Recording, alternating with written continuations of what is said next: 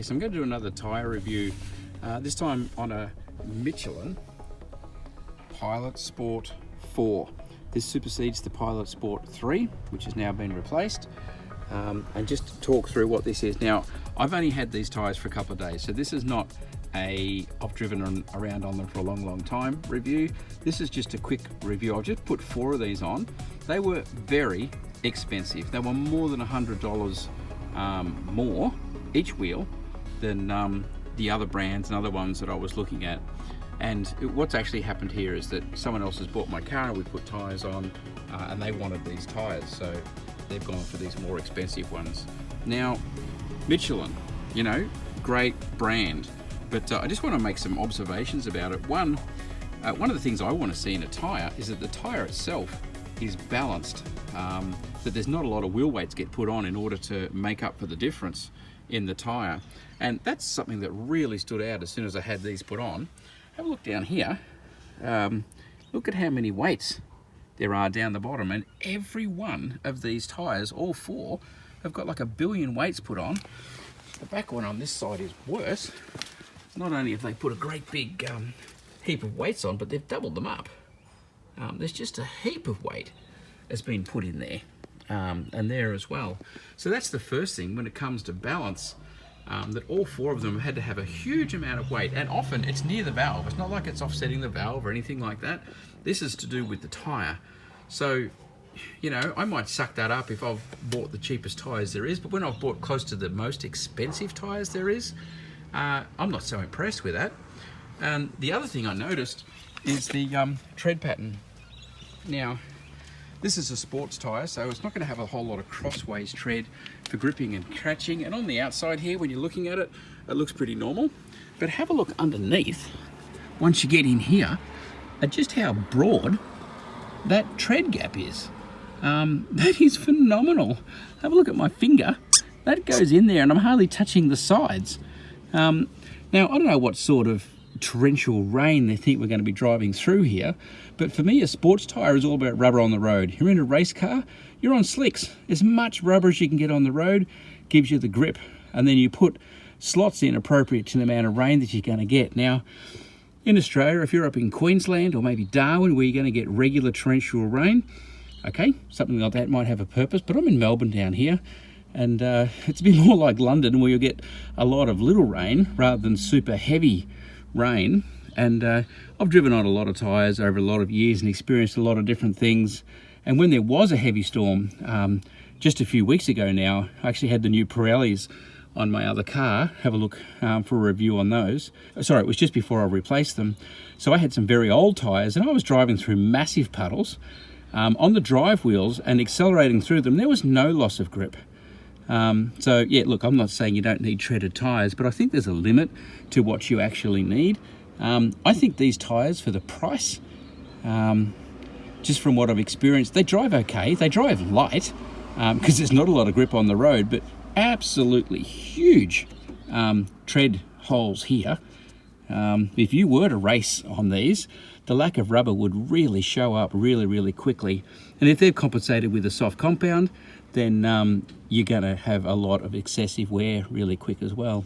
Now, the other thing I noticed is have a look out here outside on the edge, because this is where often you'll get wear on the outside edge from going around roundabouts and that sort of thing. And that's not deep. That comes right back to 0 here. And it's really not deep. It's only a couple of mil deep here.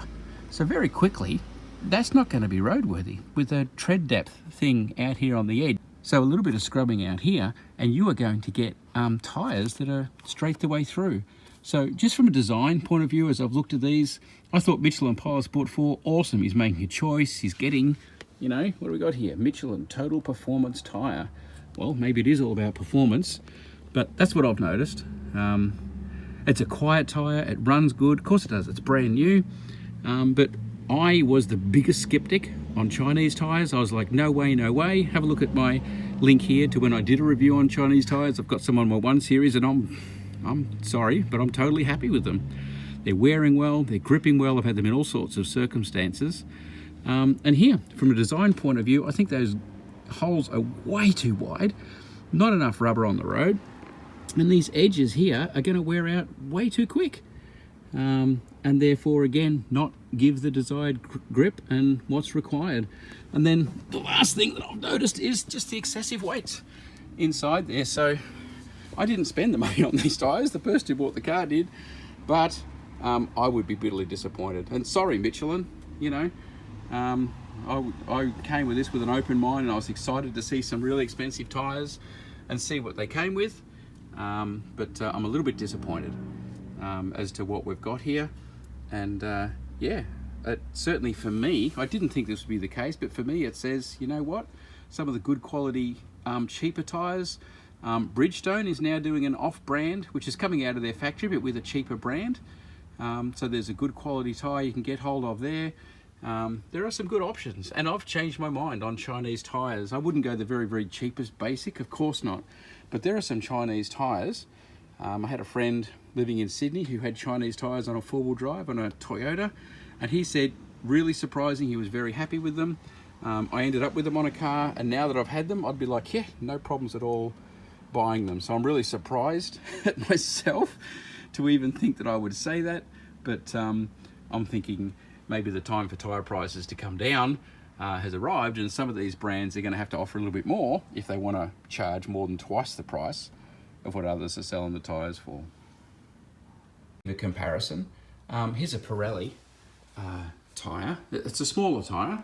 It's a 205/75 R17. As I said, it's on a 1 series. Now these tyres are only a couple of weeks old, but have a look. Good aggressive grip here, but look, when I go to stick my finger in, look at the size of that. That's like a reasonable tread on a tyre with a good amount of rubber left down on the road. Look, there's no way my finger's going to go in there. The size of the water rut on the other one is just unbelievable. So there you go. That's a brand new Pirelli tyre. So they think a third of the size of that gutter is good. For this, I think that is really big, aggressive water channeling, and I think that's an absolutely good design and way to go. What they've got on that other tyre, I think, is just excessive. And certainly you can get tyres with a whole lot less water guttering than that, but you compare, my finger was inside and rattling around those other gutters, so they're just using a whole lot less rubber. For me, I want rubber on the road. That's what it's all about, contact, and yes, when it's raining, enough channeling to get rid of that water, and I think that is absolutely adequate. And then the other one, I mean, they'll have reasons for it, of course they have, it's all design and everything else, but I think the other one is a little bit over the top. So there you go, that's my review on those tyres. I've only driven them for a couple of days, so I'm not going to talk performance, anything like that. And I also had suspension work done at the same time, so there is a different feel in the front end, but I'm actually attributing that to fixing some lower control arms rather than the change in tyres.